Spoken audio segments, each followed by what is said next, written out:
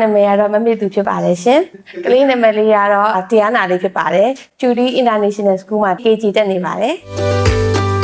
အိမ်မှာဆိုလို့ရှိရင်တော့သူအကြီးဆိုတော့ခါကျတော့ငယ်လေးကိုသူနည်းနည်းညှားတဲ့အပိုင်းနဲ့ပတ်သက်ပြီးတော့ပေါ့နော်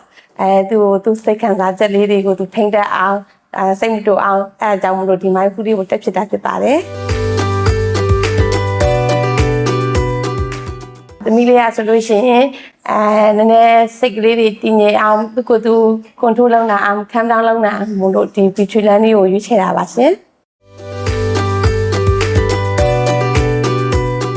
အခုကတော့နေ့စဉ်ကလေးနဲ့ပတ်သက်ပြီးတော့စိတ်ခံစားချက်မှုလေးတွေထိမ့်သိမ့်တတ်အောင်တော့ကတော့နေ့စဉ်အတွက်ကတော့အရေးပါပါတယ်ရှင်